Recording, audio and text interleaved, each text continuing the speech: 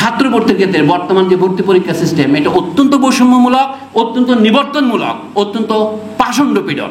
আচ্ছা, যে আমেরিকাকে আমরা অনুকরণ করি, তারা কিভাবে বিশ্ববিদ্যালয়ে ছাত্রদের ভর্তি করায়, অথবা অক্সফোর্ড কিভাবে ভর্তি করায়? যদি আমরা বৈষম্য বিরোধী শিক্ষা সত্যি করতে চাই, এই ঢাকা বিশ্ববিদ্যালয়, বাংলাদেশের সেরা বিশ্ববিদ্যালয়, এই সমস্ত অহংকার বাদ দিতে হবে।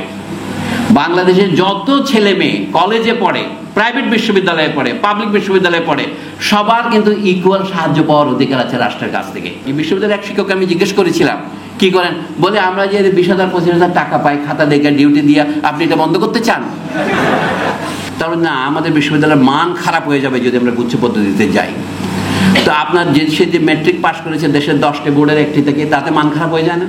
এই ভর্তি পরীক্ষা যে যাচাই করেন, তাহলে আপনার দেশে এসএসসি পরীক্ষা নেন, আপনার দেশে এইচএসসি পরীক্ষা নেন, সেখানে আপনি ধরে নিচ্ছেন নকল হয়, তাহলে আপনার গোটা দেশ তো নকলের উপর প্রতিষ্ঠিত। একজন ছাত্রকে 5 জায়গায় 10 জায়গায় যে পরীক্ষা দিতে হয়, বিশেষ করে ছাত্রীদের, ঢাকা থেকে গিয়ে রাজশাহীতে পরীক্ষা দিচ্ছে, রাজশাহী থেকে গিয়ে সে ময়মনসিংহে পরীক্ষা দিচ্ছে, ঢাকা দিচ্ছে। এই যে একটা অবিচার, আপনারা বৈষম্য বিরোধী ছাত্র আন্দোলন করেন, এর চেয়ে বড় বৈষম্য আর কি হতে পারে? গণতন্ত্র হচ্ছে এখন সকল ফ্যাসিস্টের আশ্রয়স্থল। গণতন্ত্রের নামে ফ্যাসিবাদকে তারা ফেরত আনবে। এখন যাদের সাথে আপনি রাজনৈতিক মতে মেলেন না, আন্দোলনে যারা আপনাদের কাঁধে কাঁধে পড়ছিল, এখন তাদের বিরুদ্ধে ট্যাগ দেওয়া হচ্ছে, অমুক ইসলাম বিরোধী, অমুক সমকামী, এসব বলছে। এইগুলির বিরুদ্ধে যদি আপনি প্রতিবাদ না করেন, তাহলে 24-এর আন্দোলন বৃথায় যাবে। এই পরিপ্রেক্ষিতে আমাদের এখানে সমাজে, এখানে আমরা ডিগ্রি নিতে আসি বিশ্ববিদ্যালয় করার জন্য নয়, বিসিএস পরীক্ষা দেওয়ার জন্য। এটা কোনো দোষের কিছু নয়, কিন্তু বিশ্ববিদ্যালয়ের তো একটা আনুষঙ্গিক প্রয়োজনও আছে যে এরপরে এখানে গবেষণাও হবে। আসল কথা হলে বিশ্ববিদ্যালয়ের ছাত্ররা যদি খেতে না পায়, তাহলে তারা পড়তে পারবে না। তারা যদি পড়তে না পায়, সোজা কথা, বিশ্ববিদ্যালয়ে যারা আছেন তাদেরকে তো মানুষ হিসেবে দেখতে হবে। এই জন্য আমি 3টা স্তরে ভাগ করি। আমরা যে রাজনীতির কথা বলছি, শিক্ষক রাজনীতি, শিক্ষক নিয়োগটা যদি আপনি মেধার ভিত্তিতে করতে পারেন। 1947 সনের আগে ঢাকা বিশ্ববিদ্যালয়ে মুসলমান শিক্ষকের সংখ্যা এত মুষ্টিমেয় ছিল যে প্রফেসরই পাওয়া যায়নি। 40-এর পরে পাওয়া গেছে, সৈয়দ মুয়াজ্জেম হোসেন তেজরা ভাইস চ্যান্সেলর হয়েছেন। তো সেইটার থেকে যদি আমরা শিক্ষা নেই, যোগ্য শিক্ষক দরকার হলে আমি পৃথিবীর ডুঁড়ে নিয়ে আসব। কিন্তু এইটা বিশ্ববিদ্যালয় করা হচ্ছে এখানকার ছাত্রদের জন্যে। আমি একটা বিষয়ে আপনাদের দৃষ্টি আকর্ষণ করতে চাই। বিশ্ববিদ্যালয়ে ভর্তি পরীক্ষা নিয়ে যে আনন্দটা আপনারা করেন, এইটা ভাববার বিষয় আছে। ঢাকা বিশ্ববিদ্যালয়ে কে ঢুকতে পারবে পারবে না, আপনি যে মেধার ভিত্তিতে ঠিক করেন। এই মেধাগুলো কিভাবে হয়? আপনার যে 2টা পরীক্ষা পাশ করে আছেন, মাধ্যমিক, উচ্চ মাধ্যমিক এবং তার সমমানের পত্রিকা, সেটা মাদ্রাসাকে হতে পারে, বিদেশে এ লেভেল ও লেভেল হতে পারে। তারপরে আপনারা এই যে বিশ্ববিদ্যালয়ে পরীক্ষা নেন। আমি ঢাকা বিশ্ববিদ্যালয়ের কয়েক অধ্যাপকের সাথে আলাপ করেছিলাম এক সময়। তাহলে না, আমাদের বিশ্ববিদ্যালয়ের মান খারাপ হয়ে যাবে যদি আমরা গুচ্ছ পদ্ধতিতে যাই। তো আপনার সে যে ম্যাট্রিক পাস করেছে দেশের 10টি বোর্ডের একটি থেকে, তাতে মান খারাপ হয়ে যায় না? আপনি কি বলতে পারবেন শুধু ঢাকা বোর্ডের ছেলে মেয়েদের ঢাকা বিশ্ববিদ্যালয়ে ভর্তি করাবো? এটা বললে মানবেন আপনারা? আপনারা মানবেন না। ঢাকা বোর্ড কেন, দেশের 10টি শিক্ষা বোর্ডের সব ছাত্রছাত্রী এখানে ভর্তি হবে।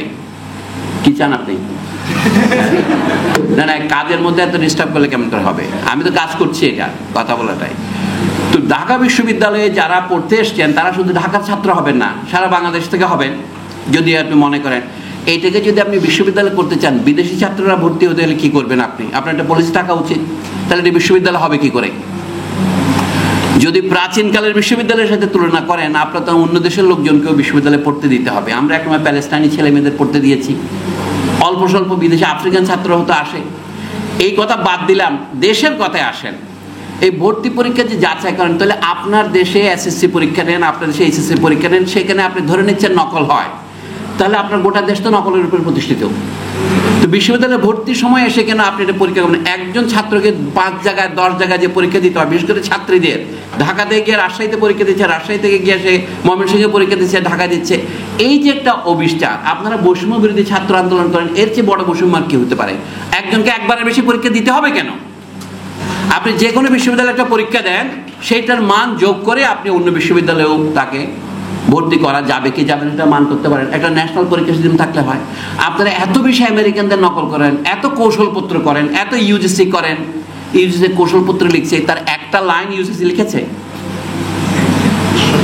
20 বছর আগে আপনারা দেখছেন PRSP বলে এক অদ্ভুত দলিল বের হয়েছিল, poverty reduction strategy paper. Hossain Zillur রহমানরা এটা এখানে বিক্রি করতেন বিনা অকশনে এটা বিক্রি করেছেন। সেটা কি দেখি ওয়েবসাইটে গেলে দেখা যায় 120টি দেশের একই পেপার, শুধু দেশের নামটা বদলাই দেয়। আমাদের ইউজিসির এটাও তাই, অর্থাৎ একটা দেশের মাছের পচন মাথা থেকে শুরু হয়। ইউজিসি থেকে তো পচন শুরু হয়েছে। ইউজিসির একটা নোটিশে বিশ্ববিদ্যালয় বন্ধ হয়ে যায়, এটা বন্ধ করার কথা বলে আপনারা সবাই হাততালি দিলেন, কিন্তু ইউজিসি তো বন্ধ করে দেওয়া উচিত। কেন বন্ধ করে দেওয়া উচিত? না না, আমি হায়ার এডুকেশন কমিশনের পক্ষে নই, কিন্তু আমি সেটা বলছি না। উচ্চশিক্ষা কমিশন করছে ইউজিসি বন্ধ করে দিয়ে। এইগুলো হচ্ছে রাষ্ট্র কর্তৃক নিয়ন্ত্রণ করা। বিশ্ববিদ্যালয়ের খরচ আছে, ছাত্র আছে, আমরা শিক্ষক আছে, আমরা বেতন দিই। পৃথিবীর ইতিহাসে কোথাও আপনি দেখবেন না ছাত্ররা বেতন দিয়ে বিশ্ববিদ্যালয়ে পড়ে। আমরা তো বিশ্ববিদ্যালয়ের ইতিহাস বলতে তো ইউরোপ পর্যন্ত জানি, কেন আমাদের দৃষ্টিতে রহস্য।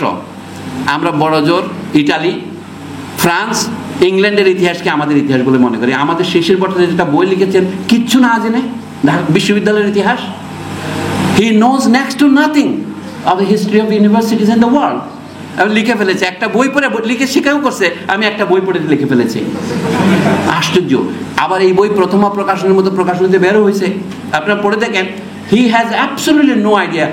All of a sudden at the end of the 11th century, 12th century উনি বলছেন যে বিশ্ববিদ্যালয় শুরু হয়েছে ইউরোপে। কেন শুরু হয়েছে উনি কারণ জানেন না। অর্থাৎ স্বয়ম্ভু এটা হতে পারে না, এটা হতে পারে না। তার আগে 500 বছর, অন্তত 600 বছর মাগরেবে, যেটাকে আমরা বলি পশ্চিম আফ্রিকা, উত্তর আফ্রিকা, সেখানে বিশ্ববিদ্যালয় চর্চা ছিল। মালি, ঘানা, সঙ্গা এম্পায়ারের, টিম্বাকটুতে, ফেজে, আপনার কায়রোতে, যেন ওগুলো পৃথিবীর অংশ নয়, ইতিহাস যেন পৃথিবীর ইতিহাস নয়। সেখানে যে বিশ্ববিদ্যালয় শিক্ষা আছে, সেখানেই বলছে সেখানে ছাত্রদের ক্লাসের সংখ্যা 20 জনের বেশি হতো না। হোস্টেল কিভাবে হতো? বিশ্ববিদ্যালয় ছিল কি এক একটা হলে সর্বোচ্চ 150 জন, সর্বনিম্ন 60 জন ছাত্র থাকতো। বিশ্ববিদ্যালয়ের লিভিং কোয়ার্টার। তার কিছু নমুনা দেখেন, আমাদের ময়নামতিতে বৌদ্ধ বিহারে যে শিক্ষাশ্রম ছিল, সেখানে 110 জনের কোঠরি ছিল। কারণ প্রকৃতির একটা সীমা আছে, আপনি কত বছর পড়াতে মানুষ কত বছর বাঁচে। এখন আমাদের গড় আয়ু বেড়েছে বলছে, কিন্তু মানুষের অ্যাটেনশন স্প্যান এত লম্বা বক্তৃতা দেওয়া ঠিক না। মানুষের ইয়া হয়ে যায়, বুঝতে পারছেন না? একটা সময়ের পরে আর আমরা শুনতে পারি না। ক্লাসেও এতগুলি ছাত্রছাত্রী হলে আপনি পড়াবেন কি হবে? এই যে অনেকগুলো হারবার্ডেও 600-700 ছাত্রের উদ্দেশ্যে সকালবেলা বক্তৃতা দেয়। এইগুলি হচ্ছে রেস কোর্স, ঘোড়দৌড় করা। আমিও ক্লাসে গিয়েছিলাম, অনলাইনের বক্তৃতা সেরকমই। ছাত্র শিক্ষকের সম্পর্ক ছাড়া কোনো লেখাপড়া হয় না। মানে নলেজ ইজ ট্রান্সমিটেড লাইভ, যেটাকে আপনার একটা পরীক্ষা না ভাইবা বসে বলেন না, জীবন্ত গলায় পরীক্ষা। জীবন্ত গলায় পরীক্ষা আর অনলাইনের মৃত পরীক্ষা এক পরীক্ষা নয়। আপনি হয়তো মনে করতে পারেন, আমি কিন্তু ওটা শিক্ষায় মনে করি না। ওটা ইনফরমেশন ট্রান্সমিশন। শিক্ষার ইনফরমেশন ট্রান্সফার করা এক জিনিস নয়। শিক্ষা মানে হচ্ছে যেখানে আদান প্রদান হয়, ওখানে আদান প্রদান হয় না, একটা প্রদানই হয়, শুধু কোনো আদান হয় না। এই জন্য আমিও লম্বা কথা বলবো না। বিশ্ববিদ্যালয়কে যদি একটা চালাতে হয় তাহলে টাকা পয়সা লাগবে। আমি পৃথিবীর ইতিহাসে কোথাও জানতাম না যে ওখানে টাকা দেওয়া হতো। ইউরোপেই প্রথমে টাকা দেওয়ার প্রথাটা শুরু হয়েছে, এই জন্য তো ইউরোপ সফল হয়েছে। তো টাকাটা আসতো কোথায়? বড় বড় মানুষ এবং রাজা বাদশাদের পরিবার থেকে ওয়াকফ সম্পত্তি, ইংরেজিতে বলে এন্ডাওমেন্ট, দেওয়া হতো। সেটা থেকে ছাত্রছাত্রীদের খাবার খরচ শুধু না, তাদেরকে মনিটারি অ্যালাউন্সও দেওয়া হতো। আপনারা প্রমাণ চান, আমি প্রমাণও দিতে পারি। আজকে এটা সেমিনার নয়, শুধু আমি জাস্ট ঘোষণা করে যাচ্ছি। এটা অনুসন্ধান যারা করতে চান আমি প্রমাণ দেখাবো। সমস্যা হচ্ছে তাহলে ছাত্রছাত্রীদের এই খরচ যখন বিশ্ববিদ্যালয় থেকে দেওয়া হচ্ছে, তখন একটা সমস্যা ছিল, বিশ্ববিদ্যালয়গুলি ছিল সীমিত, অনেক কম মানুষ পড়তো। এখন আমরা তো মাস এডুকেশনের যুগ হয়েছে। তো আমরা এখন মাস আর মৌলিকের পার্থক্য ভুলে গিয়েছি, মাস আর মানবের পার্থক্য ভুলে গিয়েছি। আমাদের কনস্টিটিউশনে কথা লেখা আছে মৌলিক অধিকার। আমাদের অধিকাংশ থেকে শিক্ষিত লোক বলে মানবাধিকার। সে মানবাধিকার আর মৌলিক অধিকারের পার্থক্য বোঝে না। মানবাধিকার যে মৌলিক অধিকারের একটি অবমাননা, সেটাও সে জানে না। এবং তারপরে সে বলে গণ অধিকার পরিষদ। এখন দেখ, অর্থাৎ মানুষের মানে যখন ডিজেনারেশন হয়, এটা মাথার থেকে শুরু হয়। আমি সেটা আসতেছি। বিশ্ববিদ্যালয়ের শিক্ষা কি শিক্ষা? এটা তৃতীয় পর্যায়ের শিক্ষা। তার মধ্যে আবার উচ্চ এবং নিম্ন আছে। এই নিম্ন পর্যায়টাকে আমরা পেশাগত শিক্ষা। বিসিএস হবেন, ডাক্তার হবেন, ইঞ্জিনিয়ার হবেন। প্রকৃত বিশ্ববিদ্যালয়ের শিক্ষা এর পরেই শুরু হয়। আমি ইতিহাস থেকে দিচ্ছি, আমার প্রমাণ হচ্ছে আমাদের দেশের প্রাচীনকাল এবং অন্যান্য দেশের প্রাচীনকাল এবং বর্তমানকালের ইতিহাস। সেটা কি? বিশ্ববিদ্যালয়ের শিক্ষার টারশিয়ারি পর্যায়ে আমরা কি শিখি? আমরা বিভিন্ন বৃত্তিগত শিক্ষা দেব। কিন্তু বর্তমানে পৃথিবীর যেটা মান, ইউরোপীয় মান, সেটা হচ্ছে কি প্রত্যেক মানুষই মেধাবী। সুতরাং পেশাগত শিক্ষার জন্য আপনার ভর্তি হওয়ার যোগ্যতার জন্য আপনার কোনো মেধার পরীক্ষা দিতে হবে না, তবে আপনাকে পয়সার পরীক্ষা দিতে হবে। এই কথা আমি আরো বহু বক্তৃতায় বলেছি, আরেকবার বললে হয়তো আশা করি আপনারা পুনরাবৃত্তির দোষে আমাকে দোষী করবেন না। প্রাথমিক শিক্ষা বর্তমান জাতিসংঘের ঘোষিত মান অনুসারে প্রাথমিক শিক্ষা হবে অবৈতনিক, উচ্চ মাধ্যমিক পর্যন্ত শিক্ষা হবে অবৈতনিক। তবে প্রাথমিক শিক্ষা জাতিসংঘের মতে বাধ্যতামূলক হওয়া উচিত, এবং জাপানের মতো কোনো কোনো দেশ এটা নবম শ্রেণী পর্যন্ত বাধ্যতামূলক করছে। মানে বাধ্যতামূলক মানে হচ্ছে আপনাকে পড়তেই হবে, নাহলে মামলা করা যাবে আপনার বাবার বিরুদ্ধে। তারপরে স্কুল, যেহেতু প্রাইমারি স্কুল 30 রকমের, কি করবেন, যে কোনো একটাতে গেলেই হবে। আর যদি আপনি কোনো স্কুলে দিতে না চান, আপনার বাড়িতে পড়াবেন, আপনি যে পড়াইছেন সেটা প্রমাণ দিতে হবে, ওই যে ডেথ সার্টিফিকেটের মতো এডুকেশন সার্টিফিকেট দিতে হবে, তাহলে আপনি মামলা থেকে মুক্ত হবেন। তবে ইন্টারমিডিয়েট পর্যন্ত শিক্ষা জাতিসংঘের মান অনুসারে সম্পূর্ণ অবৈতনিক হওয়া উচিত। সেখানে মেধার প্রশ্ন নাই, পয়সার প্রশ্ন নাই। পয়সার প্রশ্নটা আসবে এরপরে, যেহেতু জাতিসংঘ বলেছে বৃত্তি এবং পেশাগত শিক্ষা পয়সা ছাড়া, এই কথাটা বলে নাই কিভাবে, বলছে সেই ক্ষেত্রে কোনো রকমের জাতিগত, লিঙ্গগত অন্যান্য বৈষম্য করা যাবে না, সকলের জন্য এই শিক্ষা লাভ্য। জ্ঞানের কথাও তোলে নাই, পয়সার কথাও তোলে নাই, কিন্তু উচ্চশিক্ষার ক্ষেত্রে তুলেছে মেধার প্রশ্নটা। উচ্চশিক্ষা সকলের জন্য অধিগম্য হবে, তবে মেধার ভিত্তিতে। তাহলে আমি তার ব্যাখ্যা করি এইভাবে, আপনি ডাক্তার, ইঞ্জিনিয়ার ইত্যাদি হবেন নিজের অ্যাপটিটিউড অনুসারে, কারণ প্রত্যেক ছেলের একই বিষয় নাই। আমাদের এখানে লেখাপড়া আমাদের মজা হয় না কেন? আমাদের এখানে 500 থেকে ঢোকা যায় না কেন? ল্যাটারাল এন্ট্রি নাই কেন? থাকা দরকার, কারণ একটা বিষয় কিছুদিন পরে আপনি মনে করতে পারেন যে এটা আপনার উপযোগী হয় না, আপনি বিষয় বদলাতে পারবেন, সেই স্বাধীনতা আমাদের এখন নেই। আর যেন ঢুকলাম মানে আমি বন্দী হয়ে গেলাম। শিক্ষার অনেকগুলো সমস্যা আছে, বিশ্ববিদ্যালয় হচ্ছে সেই জায়গা যেটা মানুষকে বন্দী না করে মুক্ত করবে, এটা আমার ধারণা। কিন্তু আমাদের বিশ্ববিদ্যালয় বন্দী করে। আপনি এক বিষয়ে কোনো কর্মে ভুলে ভর্তি হয়ে গেছিলেন, ওই 2-3 নম্বরের ব্যবধানে আপনাকে ওখানে দেওয়া হচ্ছে, সুন্দর করে বলছে একটি ইংরেজি মিশ্রিত বাংলায় দলিল শুনলাম, ওটা তার প্যাশনেট না, তার একটা পছন্দ হয় না। এবং যে জিনিস আপনার পছন্দ হয় না, আপনারা জানেন, আপনাকে জোর করে যে বাড়িতে বিয়ে দিয়েছে, যদি আপনি স্বামী পছন্দ না করেন, আপনার জীবন ব্যর্থ হয়ে গেল। এই আমাদের লেখাপড়া হয়েছে সেই রকমই। তো যা হোক, আমার বক্তব্য হচ্ছে আমাদের বিশ্ববিদ্যালয় হচ্ছে বৃত্তিগত এবং কারিগরি শিক্ষা এবং উচ্চশিক্ষার মিশ্রণ। এই দুটোকে আলাদা করা খুব কঠিন। তবু আমি বলবো যে আমরা মূলত কারিগরি এবং বৃত্তিগত শিক্ষা হিসেবে যখন তুলেছি, এইখানে পরোক্ষভাবে বলা হয়েছে, যেহেতু এটা অবৈতনিক বলা হয়নি, আবশ্যকও বলা হয়নি, আপনি ইচ্ছে হলে ভর্তি হবেন অথবা হবেন না, এবং পয়সা না থাকলে আপনি ভর্তি হতে পারবেন না। কিন্তু আমি মনে করতে পারি আমাদের দেশ যদি সত্যিকারের গণতান্ত্রিক দেশ হয়, তাহলে আপনার মেধার ভিত্তি যে ভর্তি করাচ্ছেন, এটা কিন্তু অন্যায় হচ্ছে। প্রত্যেক মানুষেরই জন্মগত মেধা আছে, এটা আপনাকে বুঝতে করতে। যে মানুষ কথা বলতে পারে, আমি দাবি করব সেই মেধাবী। তবে হ্যাঁ, তাদের মধ্যে মেধার ক্ষেত্রে বৈষম্যের কথা বলছি না, বৈচিত্র্য আছে।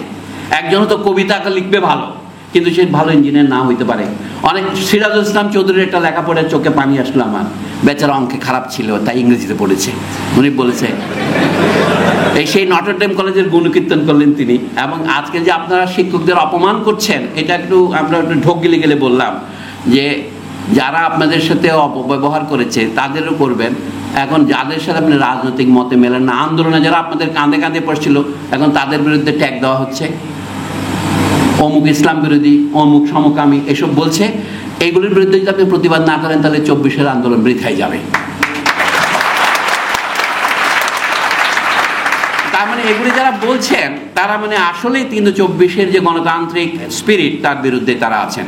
তা আমাদের গণতন্ত্রের সাথে আরেকটা বিশেষণ লাগানো দরকার, কারণ গণতন্ত্র হয়েছে এখন সকল স্কাউন্ড্রেলের শেষ আশ্রয়স্থল। বিশ্ববিদ্যালয় হচ্ছে প্রতিক্রিয়াশীলতার শেষ দুর্গ, এটা বলতেন বুদ্ধদেব বসু। আমি বলছি গণতন্ত্র হচ্ছে এখন সকল ফ্যাসিস্টের আশ্রয়স্থল। গণতন্ত্রের নামে ফ্যাসিবাদকে তারা ফেরত আনবে। তাহলে আপনার গণতন্ত্রের মধ্যে বিভাজন করতে হবে আপনাকে। এক গণতন্ত্র হচ্ছে গণতন্ত্রের গণতন্ত্র, আর হলো ফ্যাসিজমের গণতন্ত্র। গণতন্ত্রের গণতন্ত্রকে বলে ন্যায়ভিত্তিক গণতন্ত্র, জাস্টিস ইজ ফেয়ারনেস। এই যে আনফেয়ার গণতন্ত্রের কথা বলছি, আমরা বিশ্ববিদ্যালয়ের গণতন্ত্র চাই। আপনারা জানেন, অধ্যাপক আব্দুর রাজ্জাক বলে এক ভদ্রলোক ছিলেন এখানে, তিনি বলতেন যে বিশ্ববিদ্যালয় গণতন্ত্র শেখাবার জায়গা নয়। অনেকে অবাক হয়ে গেছে, এটা কেন বলে। 1973-এর অধ্যাদেশ উনি বিরোধিতা করেছিলেন। উনি বলেন এটা বিশ্ববিদ্যালয়কে ডোবাবে। আমরা এই যে এখন আপনারা দেখি আহমদ কামালের একটু উদ্ধৃতি দিয়েছেন, এটা রাজ্জাক সাহেবের কথারই একটা তরল সংস্করণ। রাজ্জাক সাহেবের কথা আমি বহুবার শুনেছি, আহমেদ কামালও শুনেছেন, কাজে আপনারা আহমেদ কামালের মুখ থেকে শুনেছেন। এটাকে সিলসিলা বলে, পরম্পরা, একজনের পর একজনে বলে। কথাটা হচ্ছে এখানে একটা নির্বাচনের ভান আছে। বলা হয়েছে অ্যাসিস্ট্যান্ট প্রফেসর থেকে শুরু করে উর্দু দিকে তারা চেয়ারম্যান হতে পারবেন, 3 বছর পর পর রোটেট করবে। এতে হচ্ছে বিশ্ববিদ্যালয়ে ওই গণতন্ত্রের খোলসটা আছে, কোনো গণতন্ত্র আর নাই। রাজ্জাক সাহেব যখন বলেন গণতন্ত্র শেখাবার জায়গা নয়, উনি গণতন্ত্রের জায়গায় লিখতে পারতেন বিশ্ববিদ্যালয় ফ্যাসিবাদ চর্চার জায়গা নয়, কারণ এই গণতন্ত্র তো ফ্যাসিবাদী গণতন্ত্র। 1972 সংবিধানের ক্ষেত্রে যে প্রতারণাটা ঘটেছে, 73 অধ্যাদেশ একই প্রতারণাটা ঘটেছে। আপনারা অতি সংক্ষেপে বলছি 73 অধ্যাদেশ কেন আসলো। 1961 সনের দিকে আইয়ুব খান সরকারের যে অধ্যাদেশ ছিল বিশ্ববিদ্যালয়ে, সেটা কেন্দ্রীয় সরকার, প্রাদেশিক সরকার বিশ্ববিদ্যালয়ে যারা টাকা দিয়ে টাকা নিয়ন্ত্রণ করে, টাকা তো আমাদেরই টাকা, আমাদের জনগণ বিশ্ববিদ্যালয়ের শিক্ষার জন্য যে ট্যাক্স দেয় সেই টাকাটা সরকার থেকে বন্টন করা হয়। সেটা কিভাবে দেওয়া হবে? আমরা এই যে বক্তব্য বলেন স্বায়ত্ত শাসনের কথা বলেন, ইংরেজিতে যেটাকে অটোনমি বলে। অটোনমি মানে কি? যদি আপনি তার গ্রিক মূলে যান, অটো মানে নিজে নিজে, নমি মানে আইন। নিজের আইন নিজে রচনা করে। বাংলায় আমরা এমন একটা অনুবাদ করেছি আমরা, সার্বভৌমত্বের মতো, বোঝা যায় না আসলটা কি। সার্বভৌমত্বের আসল কথা হচ্ছে মালিকানা। আপনি সার্বভৌমত্ব বলে একটা মানে গালভরা শব্দ বললেন। একইভাবে অটোনমি মানে স্বায়ত্তশাসন নয়, নিজের আইন নিজে রচনা করা। এটা আয়ত্তশাসন বলে কোনো অসুবিধা হতো না, আপনার আয়ত্তশাসনে পরিণত করছেন আর কি। এই স্বায়ত্তশাসন মানে নিজের আইন নিজে রচনা করা। এই আইনটা কি রচনা করছে? বিশ্ববিদ্যালয় চালাবে বিশ্ববিদ্যালয়ের শিক্ষকেরা, এটা হচ্ছে মূল আইন। এইটাই স্বায়ত্তশাসন। এটাকে ইংরেজিতে বলে একাডেমিক ফ্রিডম। আপনার সেখানে বাক স্বাধীনতা থাকবে, মানে আপনার চিন্তার স্বাধীনতা যদি না থাকে। এখন আমাদের সংবিধানের মধ্যে 39 ধারাতে লিখেছে কি, বাক স্বাধীনতার গ্যারান্টি দেওয়া হলো, তবে এই সাপেক্ষে প্রতিবেশী দেশের সাথে সম্পর্ক খারাপ হবে, বন্ধুত্বপূর্ণ সম্পর্ক খারাপ হবে, এটা জানলেও আপনার বাক স্বাধীনতা রুদ্ধ করতে হবে। এইটা দিয়ে রাজনীতি হবে, কিন্তু বিশ্ববিদ্যালয় হবে না। বিশ্ববিদ্যালয়ে সকল চিন্তা বিকাশের, প্রকাশের সুযোগ দিতে হবে। সেই জন্য আমি বলছি, বর্তমানে আমাদের এই বিশ্ববিদ্যালয় সংস্কার সম্পর্কে আমরা যে আলোচনা করছি, কেমন বিশ্ববিদ্যালয় চাই, এটা আমরা কেমন রাষ্ট্র চাই তার সাথে অঙ্গাঙ্গিভাবে জড়িত। আমি যে রাষ্ট্র ঠিক না করলে বিশ্ববিদ্যালয় ঠিক করা যাবে না। শুধু ইউজিসি সংস্কার দিয়ে বা বিশ্ববিদ্যালয়ের সংস্কার দিয়ে হবে না। বিশ্ববিদ্যালয়ের 1973 সনের অর্ডিন্যান্সটা এসেছিল গণতন্ত্রের স্বপ্ন দিয়ে। যেহেতু আইয়ুব খানের সময় গভর্নর সাহেব, মোনায়েম খান মনোনীত লোকেরা, ওসমান গনি এখানে ভাইস চ্যান্সেলর হতেন। সেইটা কেমন করে লোক, এনএসএফ গঠিত হতো। তো সেই এনএসএফ যারা করতেন, অধ্যাপক তাজ হাসমি একজন এনএসএফ এর গুন্ডা ছিলেন, এখন বিখ্যাত হয়েছেন, এবং আমাদের ফারহাল মোজার সাহেবও এনএসএফ এর ছিলেন। তো এই এনএসএফ বহু লোক ছিলেন তখন। এখন সবাই এটা লুকাতে ব্যস্ত, বুঝতে পারছেন? এনএসএ মানে National Student Federation. Mizanur Rahman Shelley ছিলেন তখন, কেনা ছিলেন যারা মানে পাকিস্তান সিভিল সার্ভিসে গিয়েছেন, সুপিরিয়র সার্ভিসে গিয়েছেন, যারা যান নাই তারা হয়েছেন। এখন সকলেই লুকাতে ব্যস্ত। ইতিহাস লুকিয়ে হয় না। আমি ঢাকা বিশ্ববিদ্যালয়ে দেখলাম ইতিহাস জানতে কারো আগ্রহ নাই। ঢাকা বিশ্ববিদ্যালয়ে যে অধঃপতন হচ্ছে তার প্রমাণ এই যে আমার বন্ধু ইমতিয়াজ এবং আরেকজন আছে ইতিহাসের ইকবাল, বিদেশি ইফতেখার ইকবাল, এরা সম্পাদনা করে যে ইংরেজি একটা বই বের করেছে, সেটার সাথে আপনি এই বইয়ের তুলনা করে দেখেন তো। 50 বছর আগে বেরিয়েছে, এত নিম্নমানের বই বেরিয়েছে। ইংরেজিতে লিখলে লোকে মনে কি এর মধ্যে কোনো চিন্তা ভাবনা নাই, অর্থাৎ ইংরেজিতে লিখলেই লোকে মনে করে কি এই বইটা সাংঘাতিক হয়েছে। বিশ্ববিদ্যালয়ের ইতিহাস যা লিখেছে কোনো রকম গবেষণা না করে তারা শুধু চর্বিত চর্বণ করেছেন। আমি মনে করি বিশ্ববিদ্যালয়কে ভালো করতে চাইলে বিশ্ববিদ্যালয়ের মূল প্রতিষ্ঠার ইতিহাস থেকে শুরু করে ভবিষ্যৎ ইতিহাস পড়তে হবে এবং সেটা জানতে হবে। 3টা কথা দিয়ে আমি শেষ করি। বিশ্ববিদ্যালয়ের শিক্ষক নিয়োগের ক্ষেত্রে আমাদের যে গুণগত মান প্রবর্তন করতে হবে, তার একটা উদাহরণ আমি অতীতকাল থেকে দিয়েছি। ছাত্র ভর্তির ক্ষেত্রে বর্তমান যে ভর্তি পরীক্ষা সিস্টেম, এটা অত্যন্ত বৈষম্যমূলক, অত্যন্ত নিবর্তনমূলক, অত্যন্ত পাষণ্ড পীড়ন। পাষণ্ড যে পীড়ন করে, এটাই। এইভাবে একটা ভালো বিশ্ববিদ্যালয় হবে না। আচ্ছা, যে আমেরিকাকে আমরা অনুকরণ করি, তারা কিভাবে বিশ্ববিদ্যালয়ে ছাত্রদের ভর্তি করায়, অথবা অক্সফোর্ড কিভাবে ভর্তি করায়? আপনার অ্যাপটিটিউড টেস্টের একটা পরীক্ষা নেয়, আপনার বিশ্ববিদ্যালয়ের যে আগের পরীক্ষাগুলো আপনি নিয়েছেন, বোর্ডের পরীক্ষা, সেগুলি নেই। তারপরেও আপনি মান বাড়াইতে পারেন যে আমি যাদের পয়েন্ট 800-র নিচে আছে তাদের নেব না, আমি 750-র নিচে নেব না, এটাই তো করতে পারেন। কিন্তু মানুষকে পীড়ন করার দরকার কি? বিশ্ববিদ্যালয়ের এক শিক্ষককে আমি জিজ্ঞেস করেছিলাম কি করেন, বলে আমরা যে 20,000-25,000 টাকা পাই খাতা দেখে ডিউটি দিয়ে, আপনি এটা বন্ধ করতে চান? মানে অর্থাৎ আমরা টাকা পয়সার এতই গৃহীণু, অর্থগৃহীণু যে এগুলি আমরা করব। আপনি জিনিসটা ভেবে দেখেন, মানুষের অন্ধ আত্মস্বার্থ চর্চা যদি সমগ্রের বিরুদ্ধে যায়, যা হয় বর্তমানে তাই হচ্ছে। যে আমাদের এক এক সময় লোকে আমরা কি করেছিলাম অতীতে সেটা সম্পূর্ণ ভুলে যাই। এখন এই বলেছি তৃতীয় হচ্ছে বিশ্ববিদ্যালয়ের কারিকুলাম নিয়ে যে কথা হচ্ছে, ছাত্র শিক্ষক মানুষের এই কারিকুলাম তৈরি করে। সারা পৃথিবীতে কি হচ্ছে সেটা আমি দেখতে পাচ্ছি না। আমরা বাংলায় পড়াতে পারছি না, বাংলায় বইপত্র লিখতে পারছি না, তারপরে আমাদের ইংরেজি শিক্ষা বন্ধ করার কথা আমি বলছি না। সারা পৃথিবীতে নানা দেশে যে বিজ্ঞান চর্চার গবেষণা হচ্ছে, প্রথমে এটা আমাদের ধরে আনতে হবে। এই উদাহরণ দিয়ে আমি শেষ করি। আরবরা যে এত উন্নতি করলো 500 বছর, সেইটা তারা করেছিল অনবরত। তারা গ্রিক থেকে, সিরিয়াক থেকে আর অন্যান্য ভাষা থেকে অনুবাদ করেছেন। 1 বছর 2 বছর নয়, প্রায় 500 বছর। একটা জিনিস একদিন হয় না। আরবদের প্রথম বড় দার্শনিক বলা হয় আল কিন্দি। ইসলাম প্রবর্তন প্রায় 200 বছর পরে তিনি আবির্ভূত হয়েছেন। অথবা বাগদাদে খলিফা হারুন আর রশিদের সময় যেটাকে বায়তুল হিকমা বলা হতো, এটা পরে আল মামুর এবং অন্যান্যরা এটার নাম হচ্ছে দারুল হিকমা, একই জিনিস, হাউস অফ উইজডম। এটা অব্যাহত রেখেছে বহুদিন, তারা 500 বছর। সেইখান থেকেই কিন্তু চর্চা করে ইউরোপের বিশ্ববিদ্যালয়গুলো হয়েছে। তারা নিয়ে গেছে এবং তার অনেক বাস্তব প্রমাণ আছে। ইউরোপের মেডিসিন, ইউরোপের আইন সব এখানে। এমনকি ইউরোপের যে বাকালরিয়েট ডিগ্রি, এটাও একটা ইসলামী ডিগ্রির নাম।